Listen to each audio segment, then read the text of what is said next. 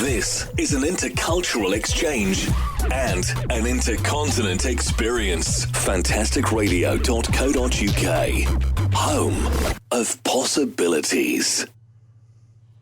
Good afternoon. Welcome to Fantastic Radio UK. We have our guest speakers here with us, husband and wife team, Adewale and Julie Lawal. And we'd like to speak on the topic of sickle cell anemia and also about your private experience, particularly Adewale, about what challenges you've experienced as somebody who's gone through this, but also come through the other side of positively, you know, into well-being and full health.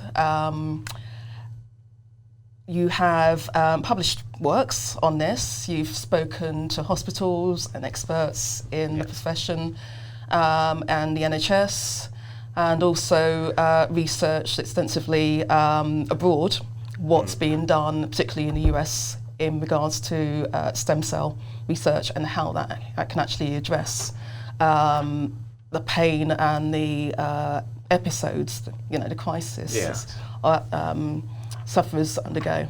But on a positive aspect, you know, how they can come through on the other side of this in a positive way into full well-being. Can you tell me a bit more about your background? Yes, I had sickle cell. I was diagnosed when I was 6, and I became more sick when I went to university.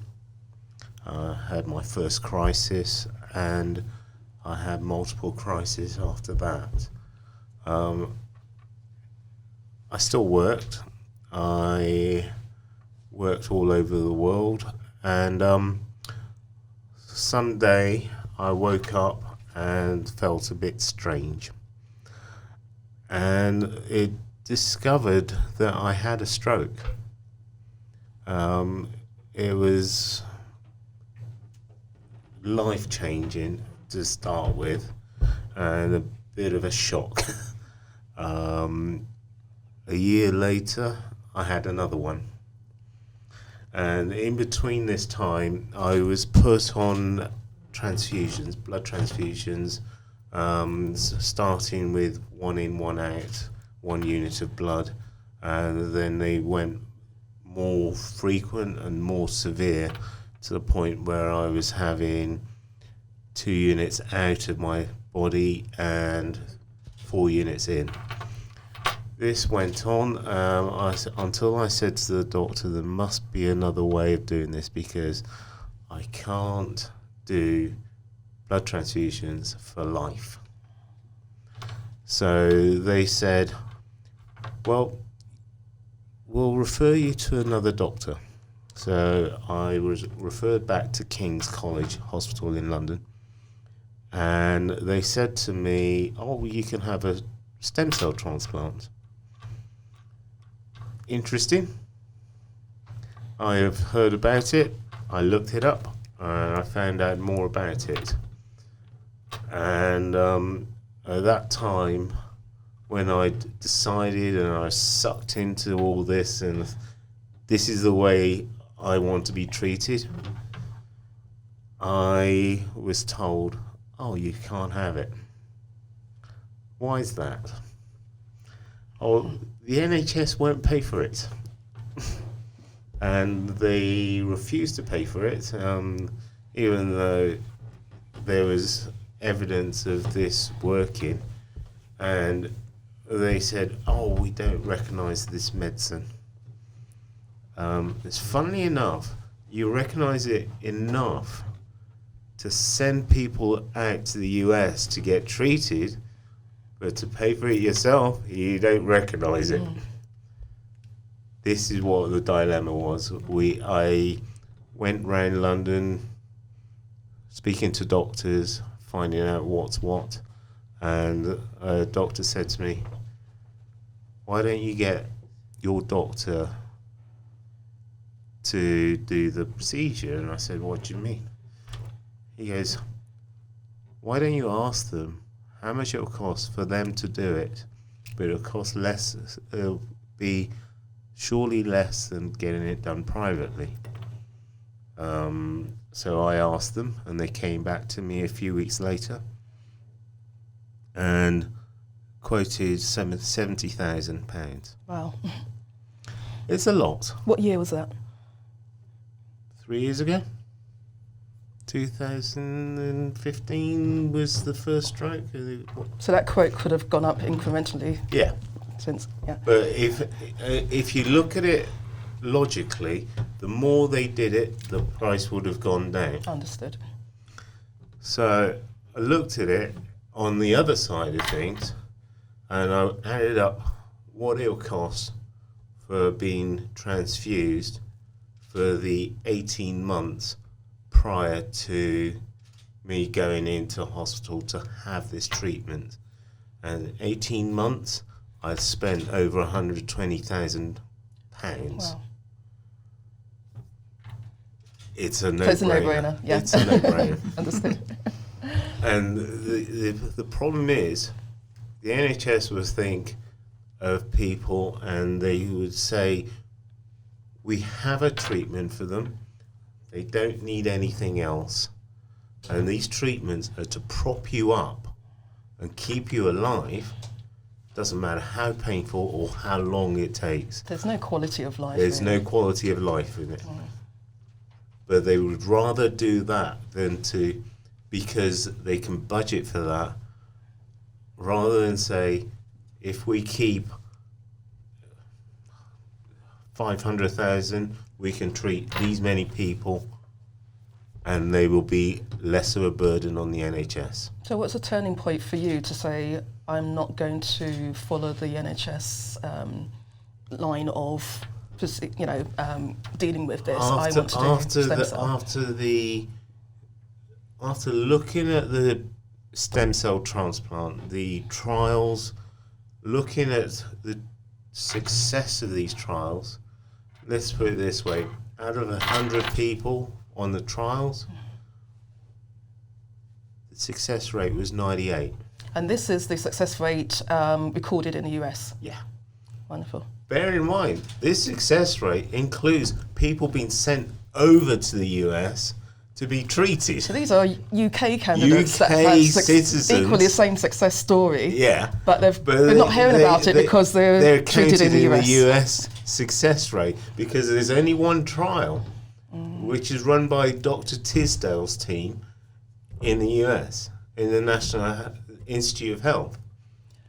So all it requires is going over there, spending time over there, being treated, coming back, going over there every 6 months for 4 years to be checked up, etc. Which again adds to the costs of not just the treatment, but you've got to live there, you've got to be there prior to the treatment, have your recovery period time, and then also stay there and be monitored for months. Yeah, so again, that's a further cost than 70,000. That's a massive cost. Yeah. And to me, it was a no-brainer. I did not want to go to the US. I did not want to live in the US. So I was determined to have it where I live. I have every rights as a UK citizen. Yes. I have every rights as a British national to be treated in a British hospital. Understood. And it would have an impact, of course, on your family life. Yes. Yeah? Your wife's here and everything's here. Yeah. So exactly. I said, why can't I be treated here? But eventually, my doctor in the King's College Hospital agreed to it. So my wife started fundraising. This is a crowdfunding. Crowdfunding. That's right, yes. Wonderful. We got to the point where we'd raised enough money to get the treatment started. How was the request for fundraising received? Did you manage to acquire a significant amount quite quickly, or was there some resistance or hesitancy, or did you have to convince people about the purpose for it? Yes, you have to pick your words carefully. We were very fortunate in that we had a lot of support from immediate family and friends who were well aware of the story and what Adewale had been through up until that point. So we got a lot of traction very quickly. And my dad was a trooper, so in my hometown, a lot of people from Hastings in East Sussex rallied round. Wonderful. All sorts of clubs, societies, just through association of knowing my dad and wanting to help his family. And then from there, you have to cast your net a little bit wider. And this is where social media came in. Good. And helped somewhat as well. And so as the word spread out in the UK, with the help of the media, we were able to do it. Wonderful. And it's really, you'd hope that nobody would be in this kind of situation, but when you are, what's really amazing is when complete strangers donate to your crowdfund and they send you a message to wish you well and say, I hope this helps, I'm sorry I can't do more, and you just think you've already done. That's amazing. Restoring sort of, your faith in humanity. Yes, and, exactly. So it was all very touching when these donations came in, because you don't know when it's going to happen. You just watch it. I was watching it every day like a hawk. It's like, and it slowly creeps up and it gets closer and closer to the amount you need. And then finally it's like, we've done it. And that was amazing. Excellent. So did you raise the full amount of 70,000? We raised 64,000. That's a great accomplishment. And it was enough to get the NHS booked private. So they stood up and listened then when you showed them. If you put money in front of people, they wake up and treat you differently. The hospital itself were good. I can't fault anybody in the hospital. And this particular hospital, which one was this? King's College Hospital. Okay. The nurses, the doctors were great. The treatment I got, even though I was in isolation, I was just wandering around the ward a lot of times in my own room, but the treatment I got was faultless. Everybody was so kind, and I even got to speak to a lot of volunteers coming in to speak to me. Good. Because I may be bored. You became a little celebrity in your own space, I suppose. Yes. But it was fun because I thought I'd be bored senseless, but I had everything I needed. I had my computer, I had my films on my computer, my radio going, everything was there. But you both seem very resourceful anyway, very practical and in terms of working out logistics and what needs to be done in terms of putting together an action plan of how you're going to approach things. So there's that resilience, I suppose, already instilled in both of you, which makes you great partnership to start with. For sure. But also, the fact that you just kept focused and said, okay, this is going to be positively how it's going to work out, and you just went for it. And actually I think that's what helped, because if you stop to read the protocol document for too long, which was dozens of pages, and read the science and the medicine and the risk assessments and all the rest of it, you could actually somewhat freak out a bit. So I think the focus to make sure we got access to the treatment that Adewale so desperately needed is what just kept us going, as you say. Great. But the whole document itself is quite daunting, but I had to read it. I forced myself to read it because I wanted to know everything that was involved in the treatment. Because there's a day-to-day plan for every single day and what they were going to give me, what can happen to me. And eventually, when I read all that, I can sit there on day 3 of Kempath, which is the anti-rejection, just dumping out your immune system drug. and say what's going to happen.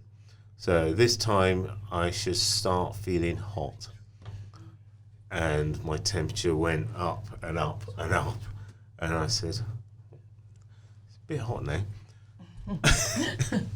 And then my temperature peaked at 105, 104 to 106, about there. And then a nurse came in to take my temperature. I was like, I'm a bit hot. She goes, yeah, that's a bit hot. Do you need to tell the doctor? No, not yet. It's okay. Day 6, it went up and up and up. And it was hovering about 106. And she goes, yeah, I thought it would be down at this time.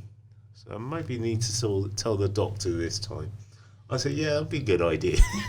This is like 2 a.m. And there's a real surreal conversations I was having with nurses at 2 a.m. I suppose by reading all the material, the good and the bad, she was more prepared for what to expect. I was always prepared for what to expect. When it came to the radiation, that was something strange. It's like being spit roasted, because they turn you over, because it's full body radiation. So they turn you over, and halfway through it, they come in, detach everything, flip you over the other side, and mount you up again, and to turn you for another session. Adewale, it sounds like, it sounds horrendous, honestly. None of us would want to go through that, or let alone survive, it's... But I came out of humour, that, and I was like freezing cold. Yeah. It was like something strange is happening, and I was getting colder and colder. And she goes, I need to put a couple of blankets on you. And when I got back to the hospital, all I did was sleep. Was you still maintaining your sense of humour during that time, or is it only in hindsight that you can laugh about it now? Oh, no. I was still being stupid. I was still laughing and joking and saying silly things. So it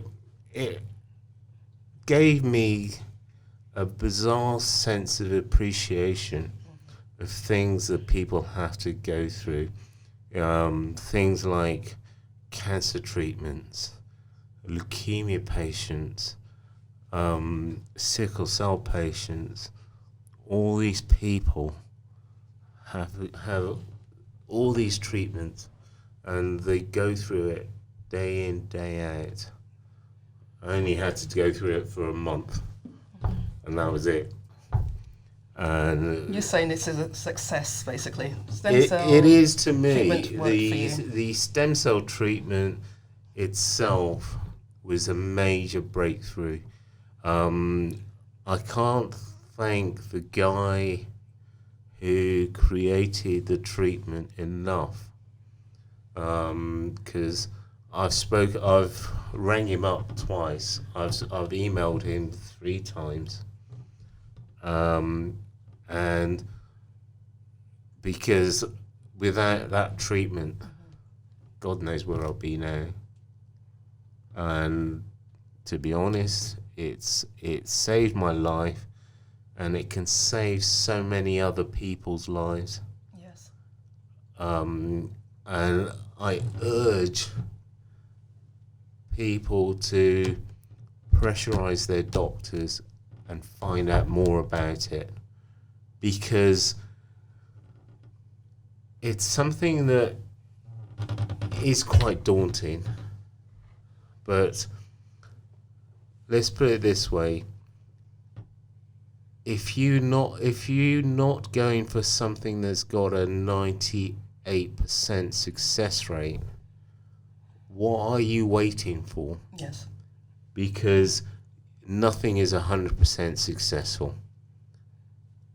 What are you waiting for? Because you can drop next day.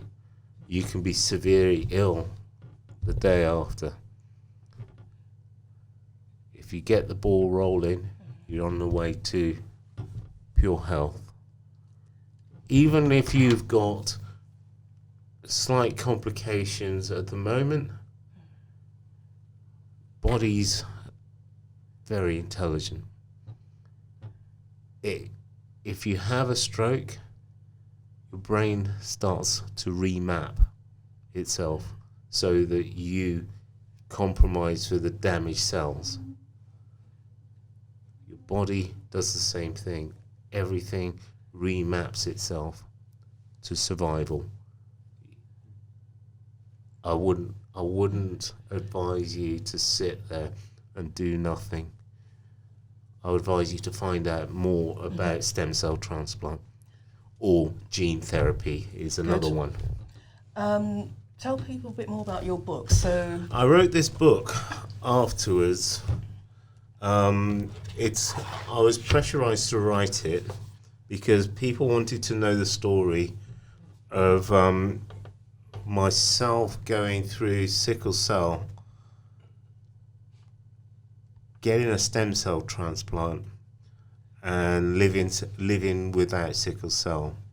And you're living without sickle cell. I am living with that Good, sickle cell, and I have no pain, no crisis, nothing. This book is about mindset, and it's all about how to keep a positive mindset to go through things. So if you have a positive mindset, you can accomplish anything you set your mind to be. If you want to go through a stem cell transplant, all you have to do is go through the positive mindset change, understand the stem cell transplant, and go through everything about the transplant. Day by day, you would find a way of coping with the amount of pain, the amount of strange things that may or may not happen to you, the boredom. It's always good to cope with the boredom, and anything else that may inadvertently come along. All the challenges that you may face can be looked at slightly differently in your mind. And at one point, those big challenges become so small they disappear. where can people find your book? My book is available on Amazon. Good. Tell us the title. The title is First and Only, Powering Up Your Mindset for Transplant and Living Sickle Cell Free. It's available on Amazon for a price of $25, which is